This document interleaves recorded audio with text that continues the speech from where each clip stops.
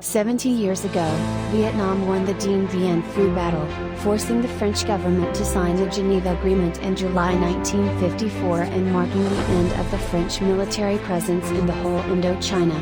The historic victory echoes vividly these days as the nation is celebrating 70 years of the heroic fighting, which was chalked up by patriotism, thirst for independence, great leadership, and international support. On March 13, 1954, the tranquility of the remote northwestern valley was broken by the Viet Minh, the League for the Independence of Vietnam, as artillery fired on Hien Lam, the outermost post, marking the beginning of the Dien Bien Phu campaign. After 56 days and nights of fierce fighting, the Vietnamese army crumbled the Dien Bien Phu stronghold, killing and capturing 16,200 enemy soldiers, shooting down 62 aircraft, and seizing all military supplies of the French enemy. At 5:30 p.m. on May 7, 1954, the Vietnamese army red and yellow flag rose atop the bunker of French commander, General de Castries. By the midnight on the same day, all the French-led troops were taken prisoners. To win the victory and bring an end to the bittersweet war, the Viet Minh soldiers had to fight not just with their courage and resilience but with their blood mixed with mud days and nights. The battle cost Vietnam 4,020 dead, 10,130 injured and 792 missing, with up to 3,976 fallen soldiers now resting at 3 cemeteries near Doc Lac, Independence, Hien Lam and Day One Hills where they once fought, but only 4 of them have been identified so far. Today, Dien Bien Phu remains a glorious memory for many war veterans who wear the victory as a badge of honor but cannot forget the tragic death toll. Throughout the campaign, President Ho Chi Minh always called for national solidarity and fighting efforts of soldiers, all for victory, freedom and independence of Vietnam.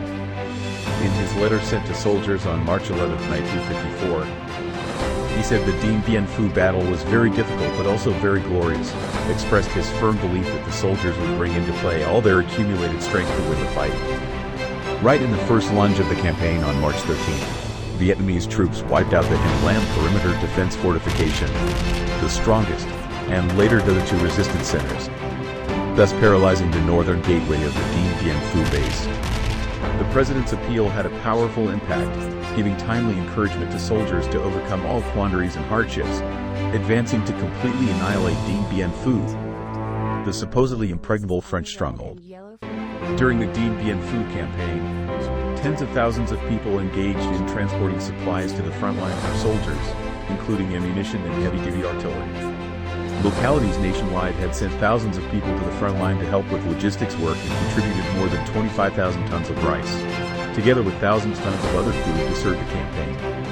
President Ho Chi Minh affirmed that the Dien Bien Phu victory was a brilliant golden milestone in history that directly led to the signing of the Geneva Accords on ending the war and restoring peace in Indochina.